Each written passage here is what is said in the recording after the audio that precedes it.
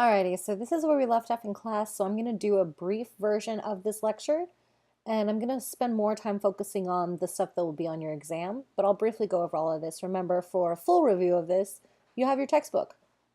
Anyway, so in 1900, 1 in 5 women worked for income. Today, about 58% do. And so what's interesting about this is that the way that we conceptualize that is that women enter the workforce after World War II, but really, most women did work. It's just they did unpaid labor. And women of color, poor women, were always working, oftentimes for wages, but their wages were controlled by their husbands, and women and children got paid less in, the kind of industrialized economies of the time. So, in 52% of all married couples, both work for income. Nowadays, that's pretty normative. So 60% of women with children under the age of 6 are working, and 71% of women with children ages 6 to 17. But women still earn 77% as much as men. I'm going to show you this video clip real quick about Lily Ledbetter and how, her experience of wage inequality led to what's called the Lily Ledbetter Act that was signed by President Obama. So I'll put that in right here. It was so embarrassing to me to have to go in and sound like a whiner, a complainer, and to say they don't treat me fair.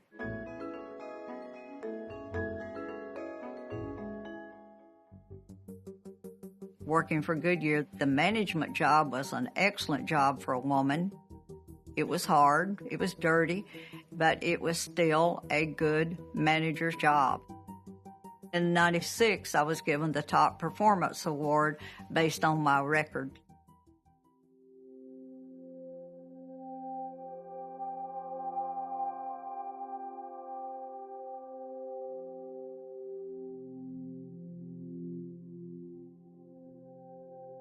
And when I looked and saw how much those men were making, it was so devastating, so humiliating. I don't think I've ever had a lower feeling in my whole life. So I put the note in my pocket and I continued on my shift, and about halfway through the night, it hit me. All of my retirements, all of my savings, everything that I had tried to do for the future was shortchanged. So we ended up in federal court in January of 2003.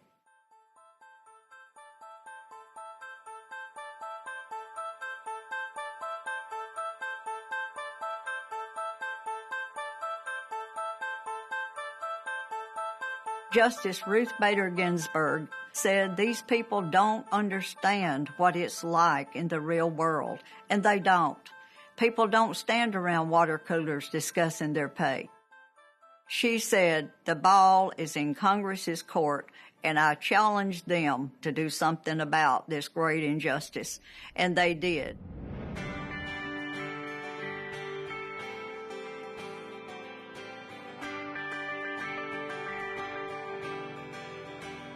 Walking down that red carpet with the president was an answer to some prayers, because I feel like that my young granddaughter and the women that my grandsons will someday marry, that they will have a better opportunity, and that's what it will take, is equal pay for equal work.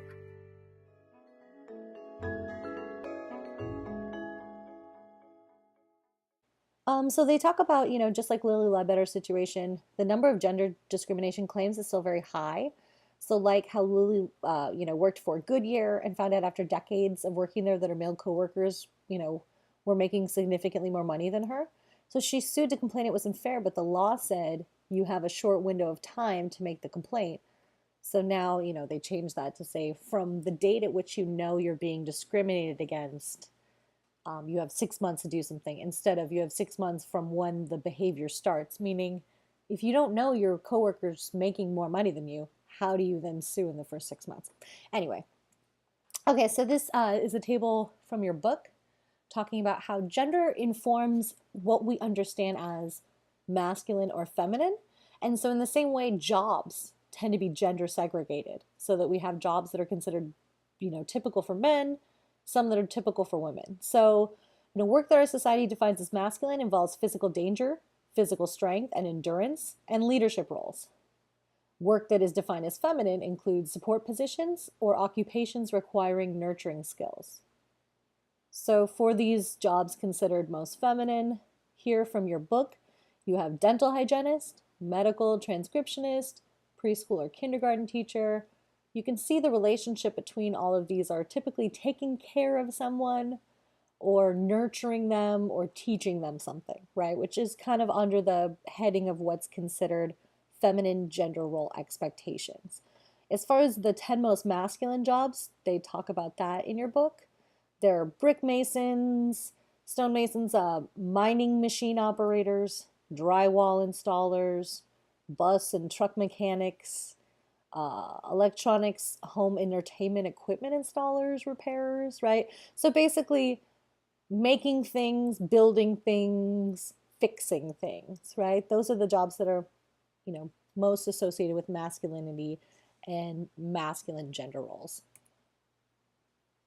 So, gender stratification is the unequal distribution of wealth, power, and privilege between men and women. So, because of gender stratification, where we place men at a position above women in society, that means as a result, women have less income than men, right? Like we talked about with the Lily Ledbetter situation, or there's a lot of reasons for the pay gap, which we'll get to in a second. More responsibility for housework, and higher risk of experiencing domestic violence and sexual harassment. When it comes to stratification via income, some of the reasons for the gender gap in pay is the fact that men and women hold different kinds of jobs. So, like the figure I showed a couple slides back, some jobs are predominantly held by women and others are predominantly held by men. Jobs may differ, and the pay and the benefits they offer differ as well. So they'll typically differ in status, as many jobs that are predominantly female hold little status, like the role of secretary is a good example. Historically, a secretary was male until World War II provided the need for women to replace men who were in the military in their jobs, so society would continue to function. So being a secretary changed in status. Once it became a profession assumed to be female, the pay decreased and the social status of being a secretary decreased to that of an underling to a boss instead of a valuable right hand, right? Also, men end up with more seniority than women because women have to take time off of their jobs to raise children or care for aging parents because of those kind of social expectations that women take care of the family. And that instead of spreading this evenly among men and women take the brunt of that. And that affects how much money they put into their retirement, how much money they live off of, the rest of their lives. Gender discrimination is another big part of why there's such a big gender gap in pay. So some of the issues have to do with people's discriminatory logic that a man is best suited for some things and women are best suited for others. So this is why men suffer from a status blow if they work in fields that are predominantly female. So the fact that if you have to say male or female before a profession, it's clear that it's dominated by the other gender. So if you have to say male nurse, it's clear that nurses are predominantly women. So we find ourselves qualifying people as male nurse or female pilot or things like that because otherwise when a person visualizes a nurse or a pilot in their minds, there's a gender assumption about who that person will be. And of course this bleeds over into how people conceptualize themselves as appropriate to a job, also how those people that would give them jobs and opportunities see them as valuable or not someone that could do those jobs, right?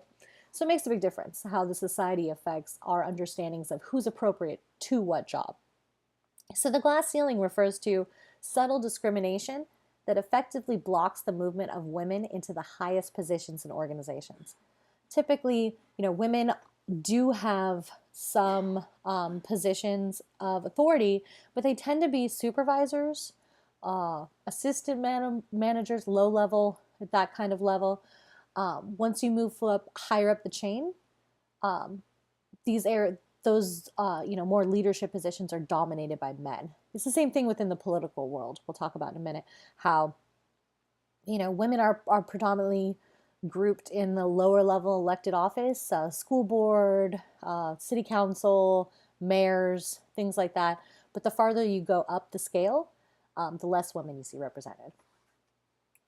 All right, so this is another figure from your book. just talking about the division of labor within households, the assumption that women have to do the housework. So it shows how women are spending considerably more time doing housework than men at all levels of employment. So you have all women, then you have if they're employed, employed and married, or employed and married with children. And you see that that gap remains pretty strong.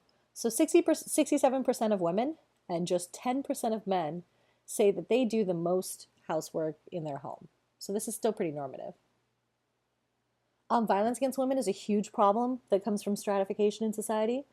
Violence is the most serious one linked to patriarchy because inequality often leads to violence. When you don't see someone as equal, you don't see their humanity as important, it's easier to dominate or hurt or exploit them. So violence is a gender issue because physical aggressiveness is a key element to the cultural definition of masculinity. Jackson Katz does a great job explaining how we view issues of violence against women as a women's issue instead of seeing it as a male violence issue that's coming from the context of our society. So I'm going to show you a quick clip about that as well that I'll put in here right here. Deadliest mass shooting in American history. You were just joining us. Two young men, apparently dressed in long black trench coats, opened fire at a high school just outside of Denver in Littleton, Colorado.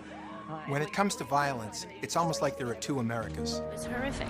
I can't even put it, you can't put it into words. There's the America that recoils in horror whenever a brutal mass shooting erupts onto our television screens, shocked by the level of destruction and suffering that just a few individuals are capable of visiting upon so many innocent people. Police say that the gunman opened fire in a theater during a showing of that latest Batman movie, The Dark Knight Rises.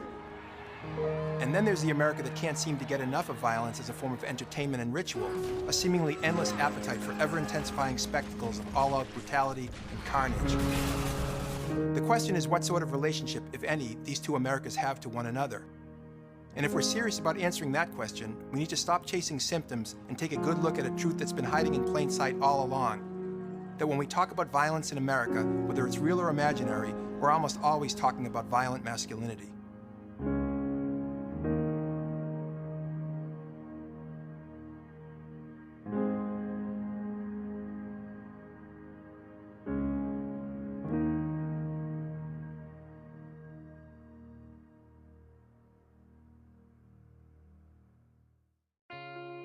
I'm Jackson Katz, and for more than 25 years I've been studying the causes of violence with a special focus on how cultural ideas about manhood contribute to interpersonal and relationship violence and also shape U.S. political culture.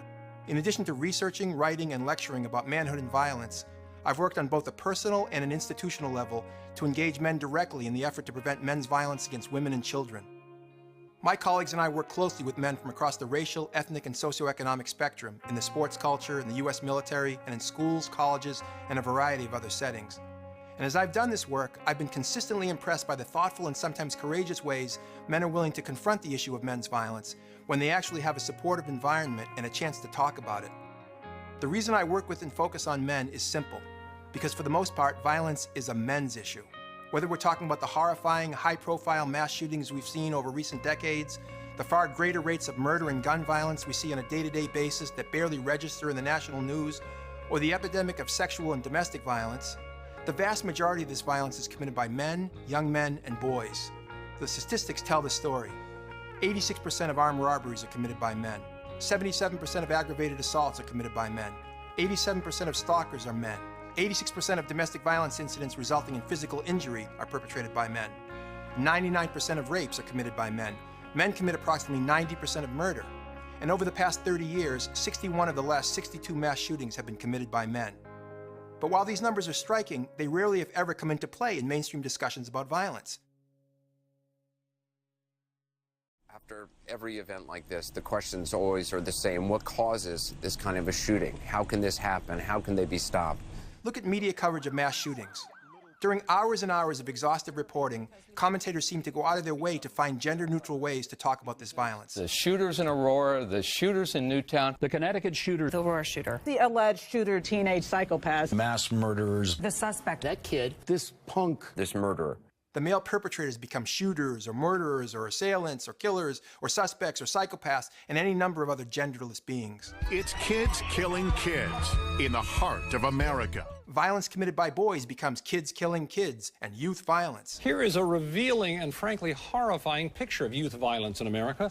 It doesn't seem to matter that girls are kids and youths too, but only commit a fraction of these kinds of crimes. The issue gets framed as a kids issue and a problem with youth in general. And this baseline failure to acknowledge gender has a big effect when the discussion turns to other supposed causes of violence. Violence in the entertainment culture. Bloody games, gory movies, brutal TV shows. Call of Duty or Halo. Mental health issues, the faith issues. Autism or Asperger's syndrome. You're blaming the gun. Their mom and their dad. Substance abuse. Mental health, violent games, violent movies. I want to blame the real culprit. Alex. Suicide pills. Alex. Mass murder pills. Okay, let me ask you over and over again. We hear experts trying to explain violence in America by speculating about everything from guns and drugs and video games to dysfunctional families and even lead paint. But we hear very little, if anything, about why it is that girls and women also live in a culture saturated with guns and media violence, also suffer from mental illness, also come from dysfunctional families and have substance abuse problems, also live in houses with lead paint, yet don't commit anywhere near the amount of violence boys and men do. An article in the New York Times a while back provides a classic and typical example of how this kind of degendering works. It was this long piece that sifted through every possible theory, trying to make sense of the wave of school shootings, and in one parenthesis it said, all these shootings were done by boys. So you have a whole article trying to pull together all the different factors that might shed light on these shootings, and the one that's maybe the most important ends up in parentheses.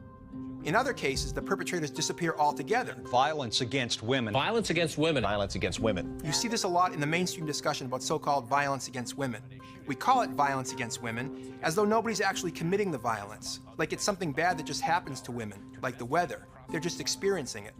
The fact that men are responsible for somewhere around 98% of this violence simply evaporates. We hear about women being harassed, abused, assaulted, or raped. Men are nowhere to be found. And the result of all this is that instead of seeing men's violence against women as a men's issue and taking a serious and sustained look at why it is that so many men are doing so much violence to women, we see it as a women's issue and focus most of our attention on how to help victims and survivors after the fact. And this has been true across the board.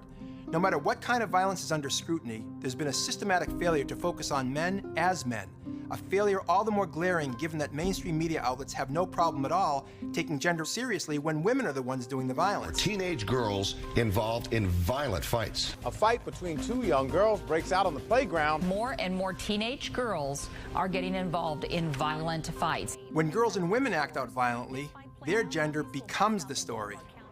The same way race becomes the story with men of color. The horrific murder rate in Chicago.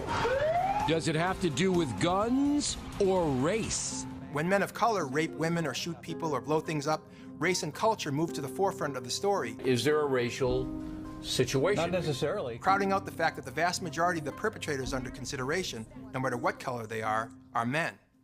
All of this is partly a function of how dominant ideologies work linguistically to conceal the power of dominant groups. For example, when we hear the word race in the United States, we tend immediately to think about African Americans, Latinos, Asian Americans, Native Americans, Pacific Islanders, South Asians. When we hear the term sexual orientation, we tend to think of gay, lesbian, bisexual, and transgendered people. And when we hear the term gender, we tend to think of women. In each case, the dominant group, white people, heterosexual people, men, don't get examined. As if white people don't belong to some racial grouping, as if heterosexual people don't have some sort of sexual orientation, as if men don't have a gender. In other words, we always focus on the subordinated group and not on the dominant one. And that's one of the ways that the power of dominant groups isn't questioned, by remaining invisible. And when it comes to masculinity, this invisibility often runs across the political spectrum. I'm here to open up an account. Okay, what type of account would you? I want the account where I can get the free gun. Okay. So in Bowling for Columbine, which is widely considered one of the definitive documentaries about gun violence in America, left-wing filmmaker Michael Moore explores multiple reasons for America's continuing love affair with guns, including white fears of black crime, but somehow manages to avoid mentioning that the white people he focuses on throughout are overwhelmingly men. And on those rare occasions when the subject of men does make its way into mainstream discussions about violence, the conversation is usually less about men's identity than it is about their genes. There are young men involved in these things. There's a lot of testosterone there. What is it about the testosterone of being a young man that makes this come to this gun violence head so often? Why does it seem that these mass shooters are boys? and not girls? Well, I think, you know what? I think there's probably some gender difference there. Maybe there's some insulation from, things endocrine, whether it's the estrogen level or who knows what. There's this common refrain that biology and evolutionary history are destiny, that men's violence is all about testosterone, and our prehistoric role as hunter-warriors were just programmed to be violent. It goes back to hunter-gatherer days. Yeah. And you hear another version of this in the common refrain, boys will be boys. Let boys be boys. They want to play rough. Don't try and over-medicate them and, turn them into girls. They're boys. A 6-year-old boy goes like this, and he's suspended. And we end up having to talk about it because, they just are unable to let boys be boys. And it all amounts to pretty much the same thing. Men's violence is somehow inevitable. We should just all throw up our hands and let the criminal justice system sort it out. One thing we can say for certain is men are more violent than women. This is a natural phenomenon. There's very close associations between hormonal balances and levels of violence. I think this is fairly clear. No one would deny that there are biological factors that sometimes come into play with violence. The problem is when biological arguments lead people to conclude that men are just beasts who are overcome by hormonal urges they can't control. The area of the brain that's responsible for aggression is larger in general in men. And so men's natural tendency is towards being aggressive. The fact is that human behavior is a product of a complex set of biological and environmental factors. And it's the height of male bashing to suggest otherwise, to imply that men are incapable of making moral and ethical decisions. Also, another reality most don't like to confront is that most violence against women takes place in the home. So it's an issue that becomes a private family issue, and it involves people who have complicated relationships with each other and love and, those kind of things. It gets very complicated. People don't talk about it, so it becomes a very private, individual issue instead of seeing it as a social issue that has, epidemic proportions going on in our society. Sexual harassment is just unwanted comments, gestures, or physical contact of a sexual nature. So the behavior that creates it could also be considered a behavior that creates a hostile work environment, which is a form of sexual harassment itself too. So something that really happens with sexual harassment is typically people they put more emphasis on the sex part than the harassment part. So people tend to conflate sexual harassment with sex and not as much with what it's really about is about dominance. It's about humiliation, right? So I'm going to show you a clip real quick about the Anita Hill case, which most people haven't heard of that are your guys' age, which really bums me out. But anyway, sexual harassment wasn't defined as a social problem until the 80s. And part of that had to do with this case, right? It was a very prominent case involving a man that was nominated to be a Supreme Court justice. And basically, when he was nominated, one of his former employees came out and said, he did all of these horrible things, these, egregious acts of sexual harassment. And, she needed to make that clear before his nomination went further. And at first, the men in the Senate wouldn't even hear her testimony. And so very few women in the Senate got together and demanded that there be a hearing so she could air her grievances. And what happened instead is they put her on trial. They tested her, they accused her, they tried to slip her up or confuse her. And that was not at all what they expected to happen. And it was kind of horrifying in, retrospect. I mean, he did things that were so egregiously what we would consider sexual harassment. Like he put a pubic hair on her drink. He referred to himself as Long Dong Silver and measured his penis. Like just these horrible things where you're like, Jesus, like that's obviously a problem. But what the worst part of the whole story is with the Anita Hill case is that he was confirmed. He is on the Supreme Court. And, her name was dragged through the mud. It affected her life and career. But most people haven't heard of her. So anyway, I'm going to show you that clip right now.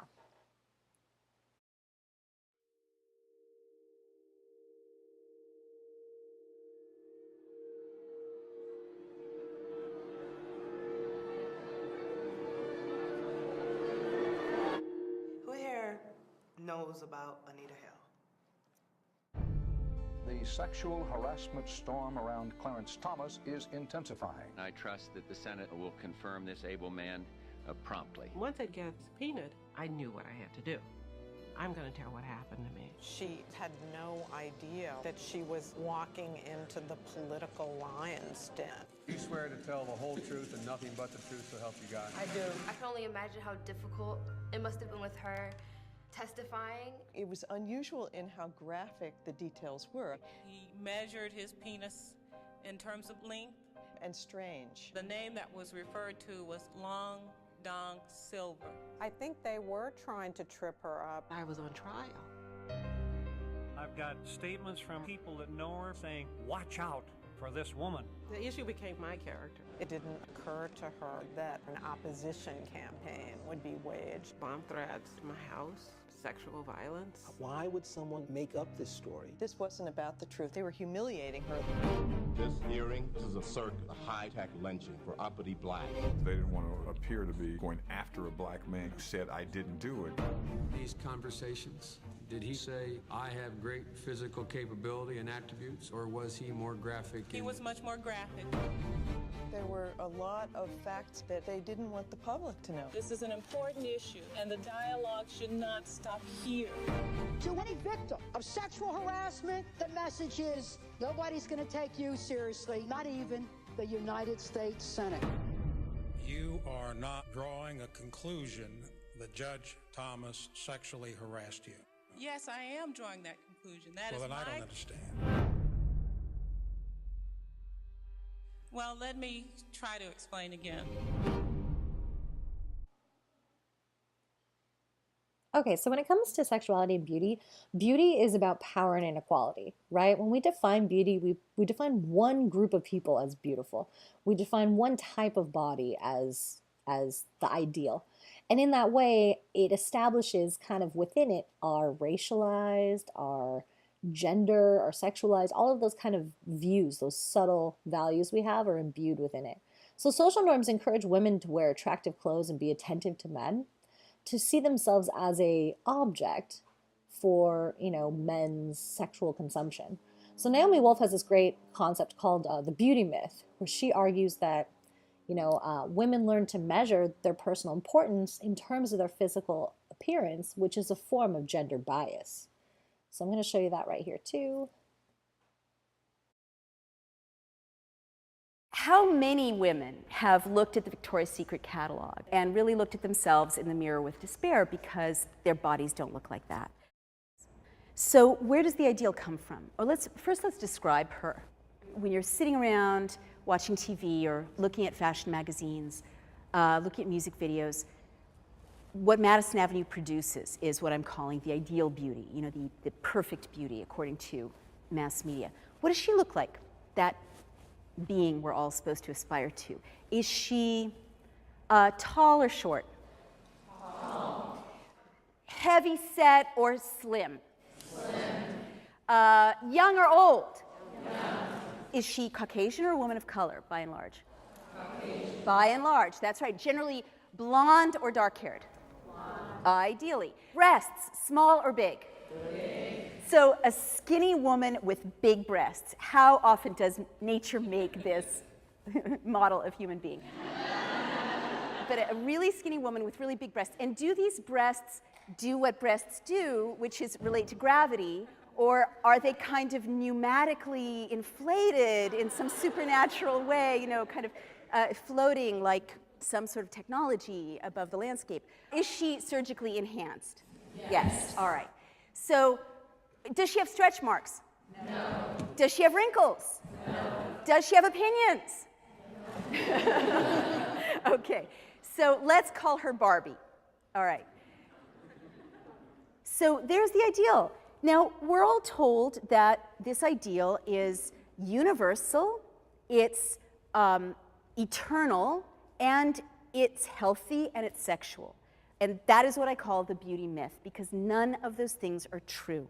In fact, this ideal doesn't represent men's deepest desires. Studies show that if you show a range of women's body shapes. Men will choose a body shape as desirable that's much heavier than the one that women choose or than the one that women think men will choose. And in fact, you know, you can see for yourself that all over the world, men are falling in love with, longing for, wanting to be close to, desiring, wanting to be intimate with, thinking about women who don't look like Barbie. It's self-evident. So it's not about men. It's not like there's a room, you know, some cabal of men with, you know, pins that they're sticking into sort of a map, you know, and thinking, well, how will we get women to feel really bad about themselves? It's not coming from men or from male desire. And it's not eternal and transcendental. You know, if you look back at art history, you'll see that in different eras, the ideal varied greatly. In Rubens' time, you know, those women were eating. I mean, they were size like 16. You know, varies from place to place. There are places in West Africa where, again, if you're too thin, you're not considered marriageable. And there are places in West Africa where it's men who are taken to be the ones who are supposed to display and you know, adorn, and they actually have beauty pageants. The women are like kicking back, going, "Oh, he's cute. You know, I like him." So it's not universal. It's not global. It's becoming universal and global because the mass media is going all over the world. But it's also not sexual. You know, we'll see that one of the first things to go when you fit the ideal, when you do the things to your body to fit the ideal, is your libido, your sexual response, your fertility as well. And it's not even healthy. And we'll get to that as well. What this ideal is constructed. It's constructed by three powerful industries with a very deliberate agenda, and their agenda is economic. These industries want to get you to worry in certain ways so that you'll buy certain products. And that's why the ideal looks the way she does.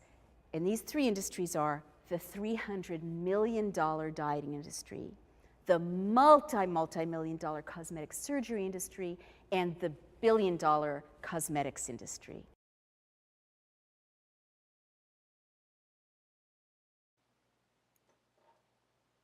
Alrighty, so women are a minority, but they're a majority, right? Meaning that they're a majority minority. So they're a slight majority of the US population, but they meet the test of being a physically distinctive and socially disadvantaged category. So most women don't think of themselves as a minority, but meaning that you don't get the same access and opportunities as the dominant group in society, women are minorities, even though technically there's more of them than there are of men.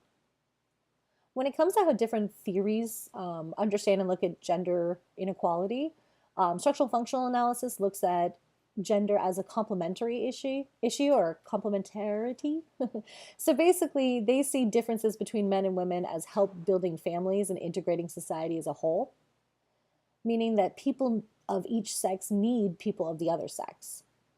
And, you know, again, this is a very heteronormative view. This is a very 1940s view of how society should work, meaning that it benefits everyone in society if women aren't paid as much because they can be at home taking care of kids, right?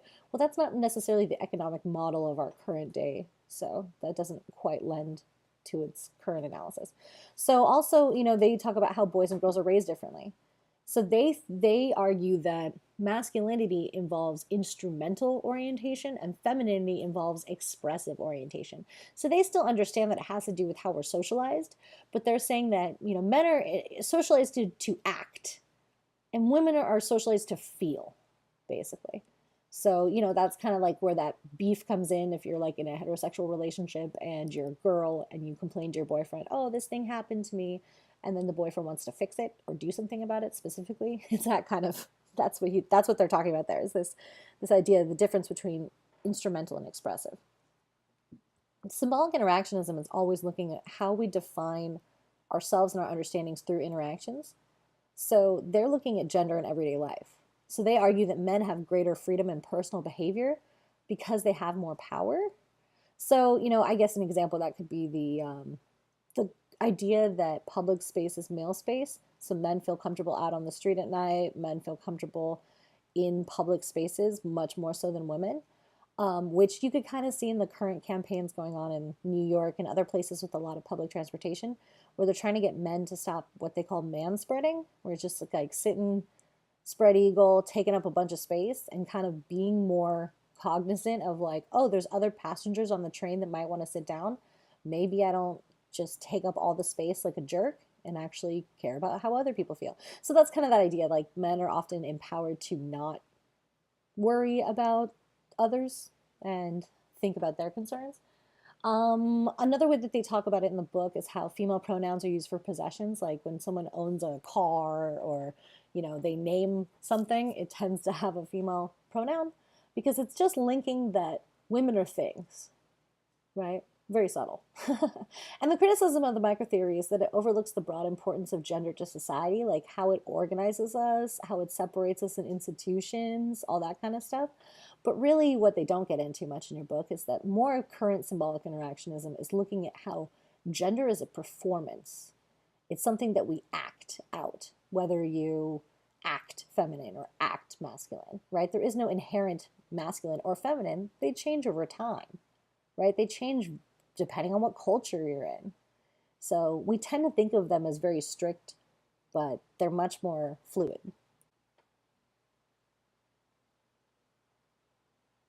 So social conflict analysis looks at gender and inequality, how gender generates conflict between male haves and female have-nots. So they're kind of like swapping out the bourgeoisie and the proletariat for, you know, men and women. Because Marx didn't really specifically look at gender. Engels, who was his co-author, did expand Marx's theories to include gender, arguing that patriarchy is a system by which wealthy men could transmit their wealth to their sons. Because, of course, at the time, women could not inherit property or own property. So that made, you know, meant that in the same kind of capitalist way, women were being, you know, subordinated. Capitalism exploits men in factories for low pay and exploits women in the home for no pay at all. So really, you know, he talked about how this system itself doesn't benefit anyone. Intersection theory looks at overlapping marginalities. So looking at the situation of minority women, you can often see how race, class, and gender interact, creating multiple disadvantages for some categories of people. So, you know, the fact that minority women earn less than white women and less than minority men, right? So their experiences are important. So, you know, we talk about, oh, women make 77 cents to the male dollar. We talked about that a couple slides back, right? But when you break that down by race, there's still a lot of inequality there. So it's important not just to look at gender, but also social class, also race, all these other things. So in 2012, African American women earned 64% as much as white men, so 64 cents to the dollar, and Hispanic women earned 54 cents as much as white men. So if we say, oh, women earn 77 cents, we're not taking into account that African American women are only earning 64 cents and Latina women are earning 54. That's a big problem. So you can see how that kind of gives those multiple disadvantages. Alrighty, feminism, the F word. So feminism is a political movement that seeks to, you know, create social equality between women and men. So there's 6 general points of feminism. Of course, there's different kind of feminists, and we'll talk about that in a minute, but all of them tend to agree on these 6 points. So the first is the importance of gender. The lives of everyone are shaped by gender. Our behavior has everything to do with how our society defines masculine and feminine behaviors. For number 2, the importance of equality. Feminists argue that both men and women benefit from greater gender equity. The rigid confines of gender are constraining for both men and women, as women are denied opportunities and men are denied freedom of expression in so many ways because of how it challenges those confines of masculinity, like we saw in the film. Number 3 is the importance of choice. So feminists see gender as a societal creation that imposes a narrow set of opportunities for both men and women. Instead of seeing these social categories, people should be free to express themselves however they please. Number 4, they all believe in the importance of sexual freedom. So feminists argue that women have the right to control their sexuality and their reproduction. And they should also support LGBTQ communities as they argue that sexuality should not be so narrowly defined by heteronormativity. Number 5, they all believe in activism against patriarchy. So feminists actively oppose all forms of sexism and gender inequality, right? Like in their goal to get the Equal Rights Amendment passed would be an example of that.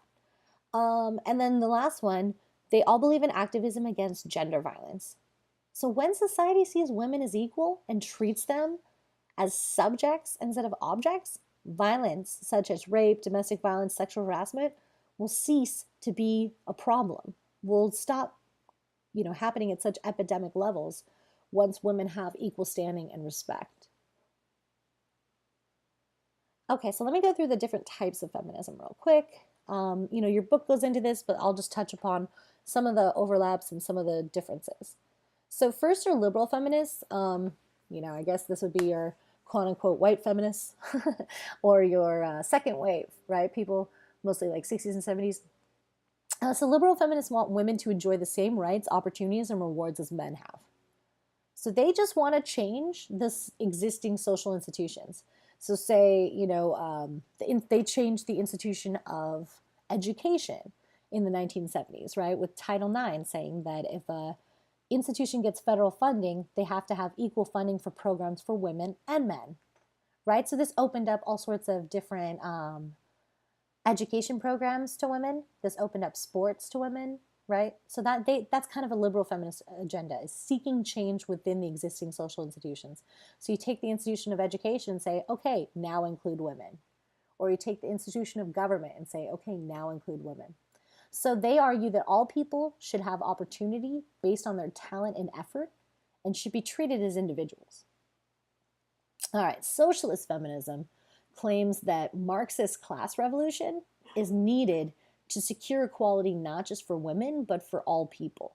So they see the issues of patriarchy and women's oppression as tied to social class, capitalism, and, social class oppression. So let's see. Radical feminism. They argue that patriarchy is built into the concept of gender itself. And so nothing short of ending the distinction between female and male will actually bring about equality. Because as long as you're defining these groups as mutually opposed or, different, a dualistic difference, then you're always going to have that inequality. Multicultural feminism really looks at how social stratification involves various combinations of gender, race, ethnicity, and class that interact with one another. So kind of like when we were talking about intersectionality, right? That's a very multicultural kind of feminist perspective, is trying to understand how all these overlapping different concepts affect the experiences of gender. And then global feminism is looking not just at women in the first world, not just at women in the US, but women living in low-income nations of the world and how they experience gender inequality and a disadvantaged position in the global economic system. So they're looking at how the kind of global capitalist system itself exploits women in many specific ways. Alrighty, politics and gender. All right, so when it comes to how conservatives see, gender as an issue, conservatives tend to focus on the value of families. So they argue that, some women, some conservatives support women in the workplace, but they do feel that women are more inherently suited to be a mother, that primarily the person that should be doing the majority of parenting or domestic work within the home is the mother. So they have a historical trend towards greater gender inequality. They argue that weakens the family. They argue that if a man is taking care of his own child or cleaning the house, that somehow diminishes the strength of the family, right? So they argue that there's too much institutional childcare going on right now and not enough parenting, right? That if parents would just stay at home and take care of their kids, there would be better values being taught, right? Which again, it's coming from obviously a very privileged perspective. Because from a social class perspective, if you can't afford to have one of the couple stay home and take care of the kids financially, then that's not an option, right? The institutional child care is there so the child gets some sort of care, right? So anyway, they argue that it's this feminists arguing for equality is destroying the family. So there's a lot of conservative religious groups that blame feminism for the decline in a whole bunch of crap in the last 40 years. They say, oh, it's all feminism, which is super ironic because they support global capitalism, which is actually the reason why it's happening. Ugh, anyway. Okay, so liberals tend to focus on the pursuit of equality. So they support the expansion of childcare programs by both employers and the government. So I think we talked about this in class, how in the state of California, you pay as much for childcare as you would to send your kid to a state university.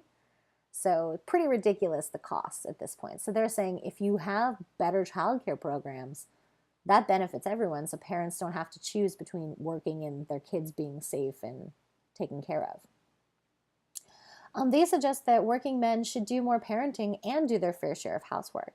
So if women aren't taking on all of that burden themselves, that kind of eases the stress off of them so that, the co-parenting, the relationship, instead of it being really just put on and expected to be done by one person.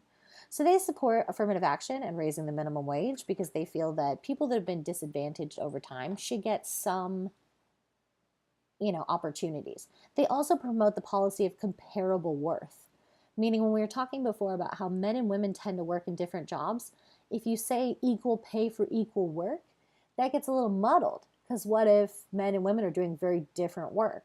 What comparable worth means is that you basically give the same pay for comparable worth, meaning if you're a nurse and you had to go through X amount of years of training, X amount of years of residency, X amount of years of whatever, you should correspond that with a predominantly male job in which it takes X amount of years of experience, X amount of whatever, so that, a lot of these industries in which women are making so much less money, they would get, the comparable worth for their money, for their time, for their education, for their experience.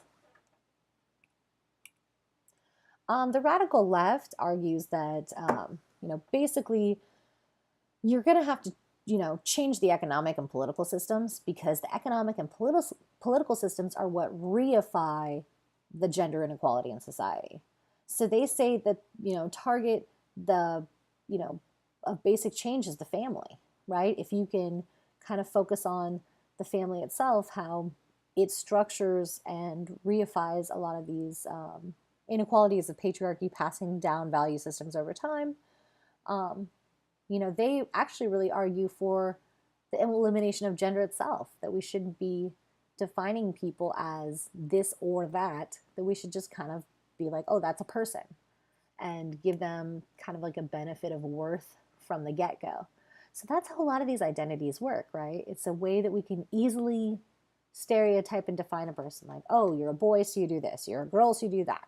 But then when people are trans or when people are kind of, somewhere in the middle in their gender performance, this becomes very upsetting for a lot of people. They want to be like, is this a boy or a girl? They have to sort, you're this or that. That duality, this or that, is socially created. We made that up. But people get really defensive of it and need to defend it because it's the basis of how they understand how the world is organized. So anyway, radical feminists promote the elimination of gender, saying once you get rid of it, all the kind of BS and attachments that we have to it would start to go away as well. All right, so this is the review. Hope this helps, and yeah.